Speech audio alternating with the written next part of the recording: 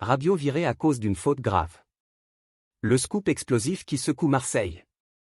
Salut à tous les fans de foot, les Marseillais enragés et les curieux du ballon rond. Imaginez, un joueur star, international français, qui débarque à l'OM comme un Messi, et boum, en un claquement de doigts, il est mis à l'écart, placé sur la liste des transferts pour une raison mystérieuse. Adrien Rabiot, le milieu de terrain qui faisait rêver tout le Vélodrome, viré pour une faute grave. C'est le titre qui buzz partout, Rabiot viré à cause d'une faute grave. Et si je vous disais que derrière ce communiqué lisse du club se cache un scandale qui pourrait tout changer? Accrochez-vous, parce que dans cette vidéo, on va plonger au cœur de l'affaire, basée sur des infos réelles tirées d'émissions comme l'Équipe du soir et des débriefs explosifs.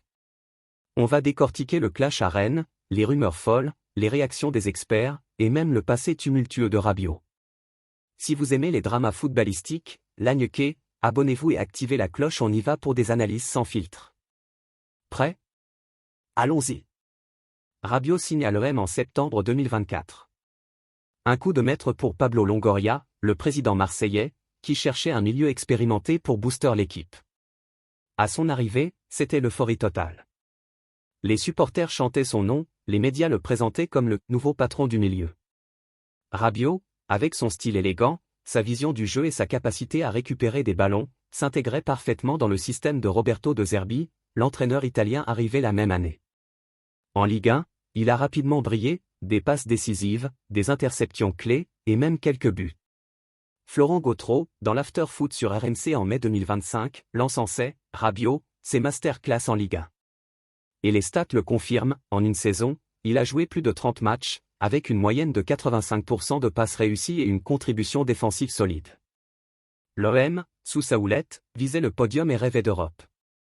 Dimanche soir, 17 août 2025, l'OM se déplace à Rennes pour un match crucial de Ligue 1.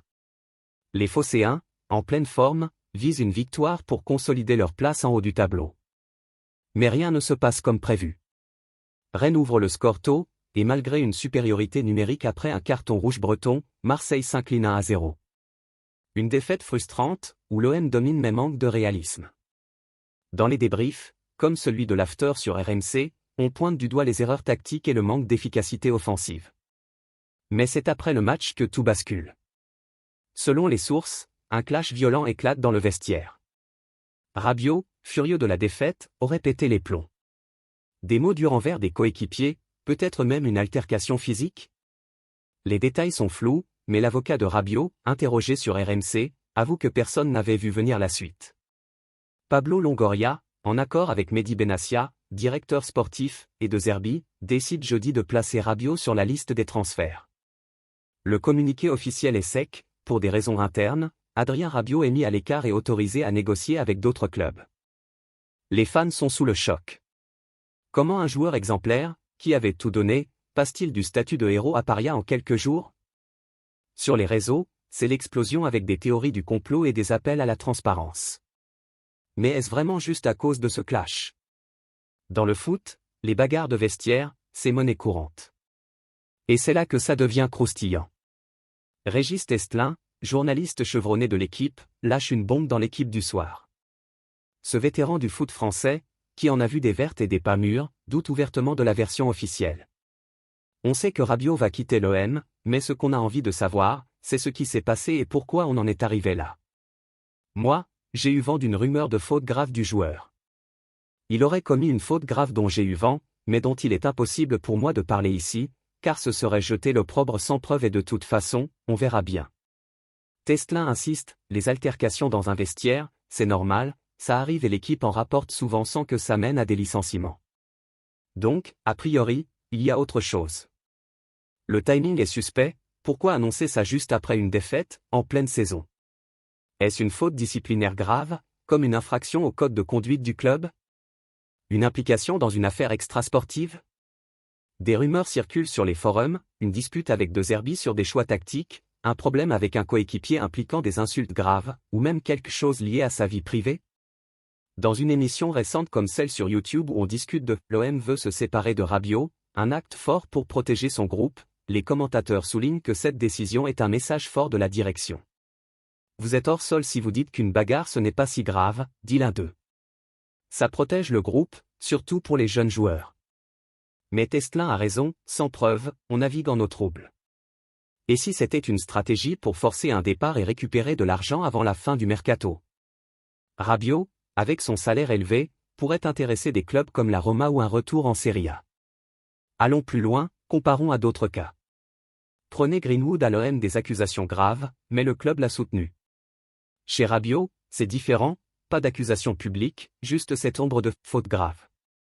Véronique Rabiot n'a pas encore réagi, mais on imagine qu'elle va sortir les griffes, comme quand elle a porté plainte contre des supporters du PSG en mars 2025 pour des banderoles injurieuses. Les réactions fusent de partout. Les supporters de l'OM sont divisés, certains soutiennent la direction, arguant que personne n'est au-dessus du club, d'autres crient au scandale, rappelant que Rabiot a été un pilier. Sur certains réseaux sociaux, des posts viraux, Rabiot viré? Longoria a perdu la tête, faute grave ou excuse bidon? Les anciens comme Jérôme Roten sur RMC défendent Rabiot, c'est un pro, il mérite mieux. Côté club, silence radio. Longoria, Benassia et De Zerbi se murent dans le mutisme, mais des sources internes chuchotent que c'est pour préserver l'harmonie du groupe.